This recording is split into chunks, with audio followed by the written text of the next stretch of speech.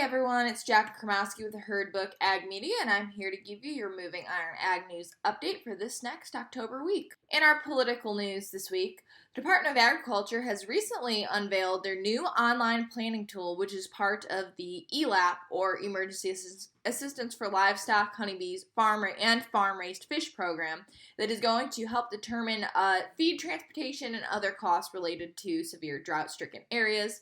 This was discussed briefly a little while ago. However, they are now officially ready to launch and to be offering this as a service to producers. MSNBC reported this week the Cybersecurity and Infrastructure Security Agency, the National Security Agency, and the Federal Bureau of Investigation have released their dossier about a sort of groups that is called Black Matter. You may remember that this group of sorts is the group that was responsible for hacking some of the nation's largest agribusinesses and food industries. It's the one from Russia. Since July, this group has been pretty active and have really seemed to be explicitly targeting the United States food and agriculture software. This type of movement indicates that right now the government is taking ransomware to be a critical threat to national security, even if it hasn't yet gone after governmental entities, but is right now currently focused specifically on food and agribusiness. Brazilian agriculture continues to suffer from terrible weather.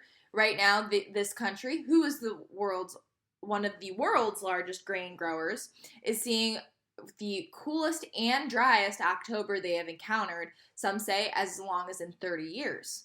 And while we are in that region, we need to also remember that other countries, including Colombia and Nicaragua, are suffering from global coffee supplies distribution issues. These two countries are expected to see a long arrival of delays on their exports to first world countries such as the United States, who are some of their largest consumers of their coffee products. And again, this is all entirely due to the ongoing shipping distributions and port congestion, of which there really has not been a lot of news or progress made to remedy the situation. Returning home to some of our national news, the Department of Agriculture recently estimated that this year's cotton crop is going to be over 23% of last year's output.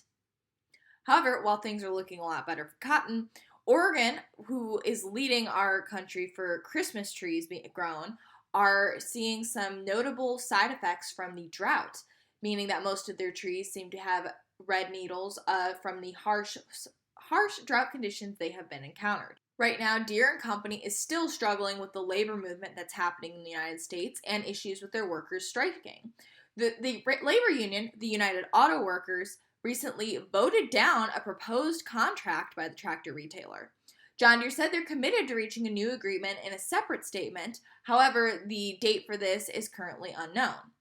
Right now, the company is saying that they are still planning on continuing their operations as usual. Now, in this initial proposal, the wages were supposed to be increased between 5 and 6%, and this is compared to the previously intended 3% raises for 2023 and 2025. However, the workers and the union said that they believe that especially in consideration of John Deere's record profits, despite the difficult economic situation, on top of the cost of inflation, overall labor shortages due to the pandemic, and the fact that despite all conditions, workers are still showing up in the midst of everything, they are entitled to, the company can do a little bit better than that. And of course, John Deere is not the only one who has seen these strikes and labor disputes. This also includes hospital workers, production, steel, and many other industries. Now, it should be noted that the longest strike against John Deere, according to Magnetic Ag News, was back in 1986 and lasted for 163 days. A plant in San Jose, California recently recalled over 20,000 pounds of both pork and beef tamales due to some misbranding issues and undeclared allergens, according to the Department of Agriculture.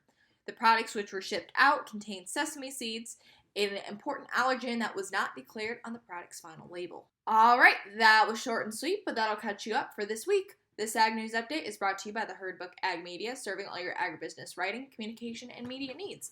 Find us on Facebook, LinkedIn, Twitter, or our company website, the-herdbook.com. Let me know you found out about us here in Moving Iron and get 20% off your first invoice.